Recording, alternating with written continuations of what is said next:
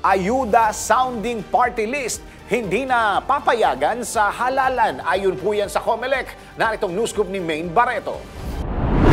Kinumpirma ng Commission on Elections na hindi na papayagan sa mga susunod na eleksyon ng mga ayuda-sounding party list group.